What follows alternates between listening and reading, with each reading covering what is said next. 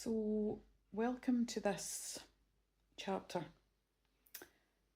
I wanted to share my stroke journey, I guess. I've talked about things on and off, some chronologically. This will likely be a longer video, but I'm going to break it down into parts.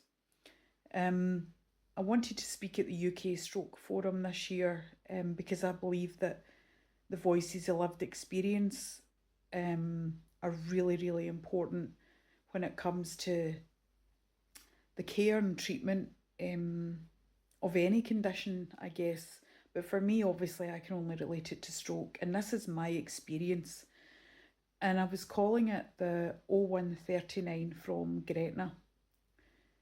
So, 2 years ago, nearly on the 3rd of July 2024, I woke up and it was 0139 because I remember looking at my phone. And I reached over to get some water and immediately the room started spinning. So I lay back down to try and get my breath, but I didn't feel right. And I thought the cats were lying on my leg because my leg felt really heavy on my left side. So I kind of sat up, still feeling really dizzy, and I thought, I'm going to call an ambulance because I thought it was vertigo and I didn't want to fall out of bed during the night. So I phoned an ambulance, and actually at this point I did the fast test myself. So I lifted my arms up, but what you should know is that you're supposed to be able to lift your arm up to 90 degrees and hold it out there for at least 10 seconds. I was able to do that at the time. I didn't have any facial symptoms. I just felt really dizzy and a heavy leg. So I phoned the ambulance, was obviously conscious and breathing. I also phoned a friend, a video called a friend, because as time went on, I started feeling, how to describe it, trusting your gut instinct. I knew something was seriously wrong and not right, but I didn't know quite what it was at that point. So about, I think it was 20 minutes later, I phoned the ambulance again.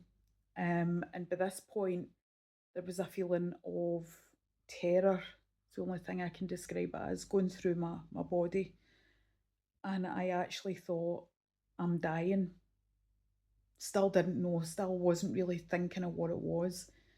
But I was on my back, on my bed, and my arms and legs were flailing like a beetle. That's the only way to describe it. Or a tortoise on its back, unable to get onto its front. My left hand was kind of intermittently clawing as well. So I'd had to get up to open the door to let ambulance in, and I noticed that my leg was kicking out when I was walking. This is pre me lying on the bed, and I was having to hold on to the walls for balance. So an ambulance came in eventually. I think it was about 30 minutes later. The first thing that was said to me was, calm down, you're having a panic attack. And I said, no, I'm not having a panic attack. Just for context, I am a qualified CBT therapist, albeit I don't practice now. So I knew it wasn't a panic attack because the rational thought of I'm going to die wasn't in a panicked way. It was like a certainty. And it wasn't screaming over and over. It was just, I know there is something seriously wrong with me. So I said, it's not a panic attack. She saw my HRT patch and said, what are you on? And the assumption I take from that is, what drugs are you on? What have you taken? And I did get asked, what have you taken? And I said, my medication's in my bedside table. My friend was on the other end of the phone screaming that she doesn't take drugs, she doesn't drink, which I didn't. I would take social drink, but even then that had dropped off to nothing. Not a smoker, nothing. So she sat me up and I immediately fell over to my left.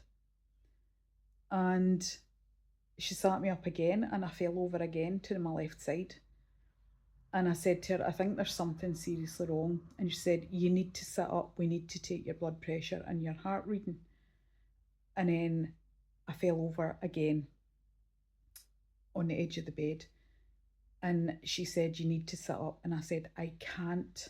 I can't. And I couldn't sit up unsupported. So at this point, I actually said, I think I'm having a stroke. Don't know where it came from. I just thought there's something not right, something neurologically not right, because I can't keep my balance and I just don't feel right. And she said, no, your face is fine, your speech is fine. And I said, no, I think I'm having a stroke. Now, by this point, if you didn't know me, my speech would probably sound okay, but to me, I felt it was really slowed and I was having to really think and enunciate everything that I was saying. And she made me smile, and I always say it's like Chandler's engagement photo in Friends when he's fine and then he tries to smile and it's this grotesque thing. And I just knew it wasn't right. And at that point, my husband came in. He'd been night shift and I'd phoned him. And he said, no, she's not right. She doesn't sound like this. She doesn't look like that. She's off. I think it's a stroke as well.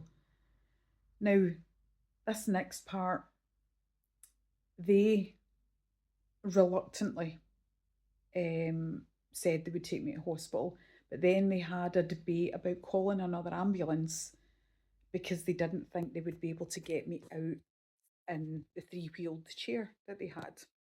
And if you're having a stroke, every single second counts.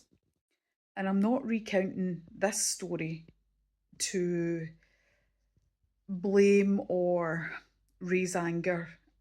I'm kind of through all that, although I was really angry afterwards.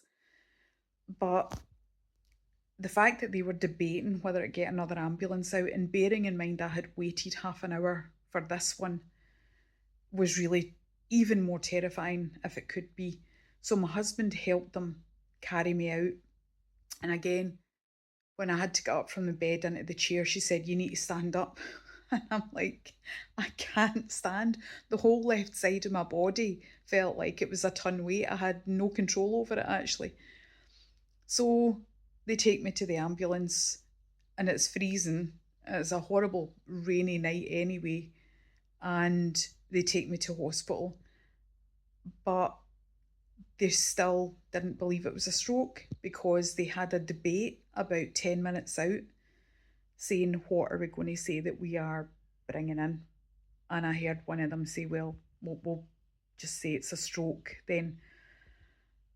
Unfortunately, the A&E consultant on duty at the time recognised that I got a CT scan and I received thrombolysis because thrombectomy, it was a clot I had actually, thrombectomy isn't available in the UK 24/7.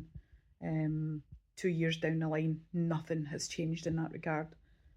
And that's shocking because people will die and do die because this isn't available. And thrombolysis carries its own risks as well.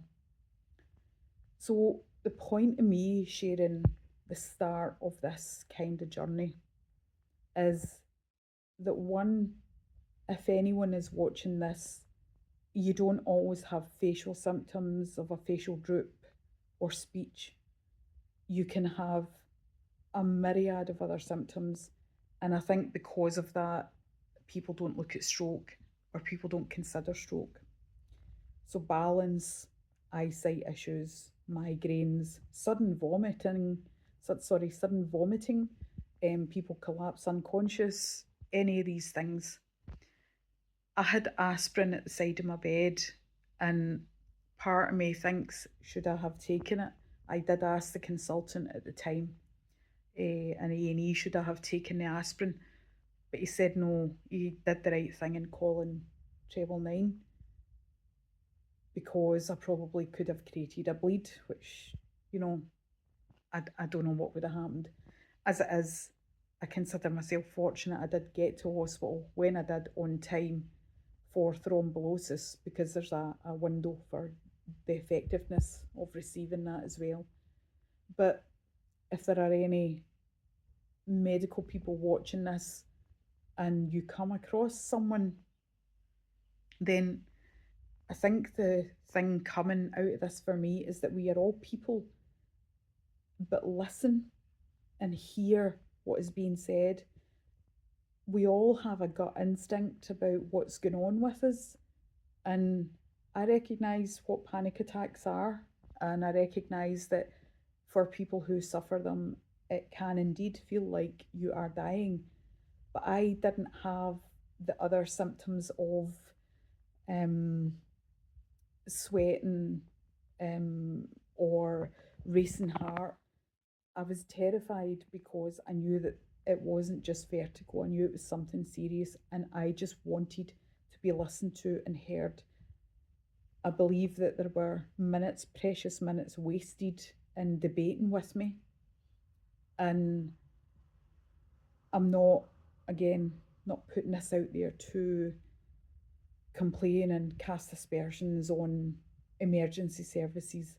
But if one person watches this and recognises symptoms in themselves, or you are a medical professional treating someone and they are saying, they might not even be saying, I was fortunate enough to be able to self-advocate in a way, but some people can't, and some people take the medical profession at its word.